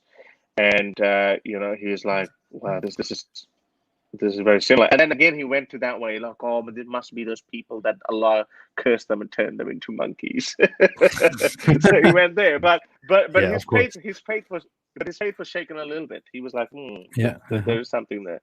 So that's what I'm saying. Like, and when you go to London Natural History Museum, and I've been to Berlin one, And you look at it, it's so profound. I just don't understand why people don't have a moment, going in the head. By the way, I saw Hatun Tash straight after the attack on her. I was in London in those days, and I saw her at the museum, but she was hovering around the biblical history part. So Yeah, she yeah, so she asked me, "Oh, you like the London Museum?" I said, "Yeah, I like the natural history part more." Because so anyway, so yeah, she's a lovely lady. yeah, But yeah, yeah. what happened was horrible. That's nice. All right. Wait, let me see. Somebody said my volume is too loud compared to yours. That's a nice time to say that. Nixon Edison said, "Please check Acts 19:35 to 36, please. Thank you. I will take the advice." Arjun Singh said, "One thing interesting about Harris is he talks about Islam and Hindu also relate to that and become ex-Hindu." Mr. Monster said, "The most beautiful prophet and the greatest sultan. Truly an awesome, powerful, and amazing collaboration." Thank you so much, Mr. Monster, as always. Please don't say my name. Lots of respect to you, Harris. I'll have my popcorn out. AP, there's such a channel about there is such a channel about Jews, the Ask Project. Oh, yeah, I know about the channel. I actually know about that. But I would like to go and ask some more precise questions myself that even such a channel would not ask to choose. Laura Solis made a super chat and said, "What is your reaction to the statement that Islam is the fastest growing religion? To me, this is a very depressing fact. Would you consider collaborating with Cosmic Skeptic?" It's actually not really a fact. I made two videos about this. Islam is statistically seen the fastest growing religion in terms of numbers. But if you look at the Pew research, which was the first big research that actually unearthed this whole claim, this whole information, they also clearly explain why Islam is the fastest growing religion, and that is because the growth of Islam is to 99.7% explained due to extremely extraordinarily high birth rates and young age among Muslims, because Muslims have this tendency to make much more babies, even if they live within the same socioeconomic environments. Only 0.3% is due to conversion. So people are not converting to Islam in masses. Muslims just have more babies. That's the whole idea here. And Robert the other Lotus problem said, is, sure, go ahead, add something. and the other problem with that faster growing religion is it didn't really put into consideration the Pew survey that you're talking about, how many people are actually leaving Islam. I'm not making big claims that like 5% of that is being eaten out or not. So but the other independent studies that we've had, there was a recent study in Iran. There's an Arab barometer that you have a look. There's a real spike. For example, in Tunisia, I think it went from 15 to 30%. Iran is somewhere close to 29% if you include agnostics and atheists. So there's a radical increase in the amount of people leaving Islam. But overall, I don't know. I think on a global scale, it hasn't happened yet. We'll probably see that. And the other thing is that, yes, it is due to as we also say, Islam is the fastest breeding religion. But if you actually have a look, even their birth rate, now that is also starting to go down, because we know whenever there's prosperity coming. So if there's prosperity coming in amongst Indian Muslims, Pakistani Muslims, and Bangladesh has been growing economically, people tend to have less kids. And I think this is what Christopher Hitchens said nearly 15 years ago, when he said that there's only one way to control population, and that he wasn't speaking in Islamic context, but he was just generally speaking. One way to control population is women empowerment. So when people become educated, and obviously that's not going to happen in Afghanistan. So in countries like Afghanistan now, you would see women bearing seven children. But in other countries where there's a steady growth in women emancipation, the rate is going down. For example, in India, I think if I remember, it was like 7% or something, seven kids per woman in the 70s, and I think that's dropped down to like 3.5 or something, which is still higher than Hindus and other denominations, but it's actually dropped significantly. And same thing is happening in Pakistan as well. I think it's starting to slow down.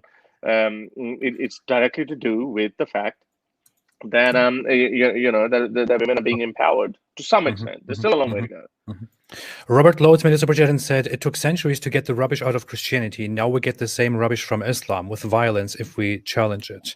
Uber Shazer made a super chat and said, Rabbi Tovi Singer defends the negative Jewish text in the Quran. I'm not entirely familiar with the issue. Ardashir made a super chat. Nixon Edison made a super chat, didn't say anything.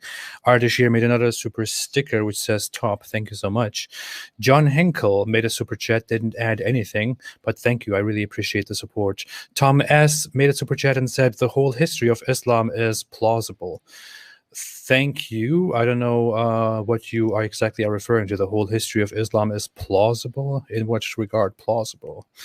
But Asri Schizophrenia made a super chat and said, lol, Muslims are confused. Which clear proof to follow? Yeah, that refers to what we were talking about earlier, that there's clear proof and Islam has a clear message, but Muslims are completely conflicted on which exact clear message to follow. Stephen Wilson Specifically regarding Sharia. Specifically regarding Sharia, yeah. Yeah, Stephen Wilson said, no one created lies. No one created Allah, truth. Zagros Oskan made a super chat and said, AP, insults and mocks Muhammad. Muslims, if you insult Muhammad, then we will insult your mom. I mean, why don't they insult AP's prophet? All right, he doesn't have one. Islam is submission. Obviously not to logic, though. Nicely put. Thank you so much, Zagros. Some Pakistanis, by the way, very funny, no, some Pakistanis actually. Let's wrap it up. I have to make it very quick. I have to go soon. Right. Add something quickly if you want to. Sure, go ahead. Yeah, I just wanted to say that some Pakistanis actually do that with Darwin, and they actually to somehow piss me off to start cursing Darwin, Charles Darwin. That's so stupid. H Sergeant G said, made a super chat and didn't say anything to it. Lorik Canars made a super chat and said, China is trying to convert Uyghur Muslims to non-Muslims in the so-called re-education camps. Can you touch on this topic? Too complicated, too big of a topic. We can talk about it at some point. I have addressed it several times. I've made quite a few videos on my channel. I've made quite a few videos. You can go check it. Har Sultan China or Har Sultan Chinese Muslim. You put it, you'll see quite a few videos. Okay. Tanushi made a super chat and said, real Sharia has never been tried before. That's a joke, just like with communism, which has never been tried before. Asri Schizophrenia made a super chat and said, if God exists, why does he need men to enforce his own law? Eunice Lasfar made a super sticker and made another super sticker, which is basically thumbs up, and made another super chat and made another super chat. Thank you so much, Eunice Lasfar. Soikovic said, avalanche of apostasy, babies included. I hope so. And finally, Vishnu Vanch made a super chat and said, what do you think about reincarnation videos on YouTube? Reincarnation videos on YouTube? Are there videos of reincarnation happening? Is that a thing? I don't know. I don't know what that is in reference to. Yeah, there's some Hindus are obsessed with reincarnation, and they always say that. So, well, yeah. Okay. They claim that. Thank you so much, everybody. Harris, sorry, I have to kind of wrap it up right now. I'm planning on leaving. Is there anything else that you want to? Oh yeah, for everyone to the reminder. So the main reason why we are making the stream is on Saturday, Harris Sultan is going to have a debate with Daniel Hikikichu on human rights versus Sharia. It is very explicit, human rights or Sharia. So that will be a very interesting debate to have a look at. I have the link to that right here under the stream in the description. Click on that, set a reminder so that you can watch it live and support Harris Sultan and what he's doing. It would be very much appreciated. There is also a link in the description to Harris Sultan's Patreon account where you can support his efforts in tackling the specific ideology and the notions that go around and battling the people who try to dehumanize people like us and people like you.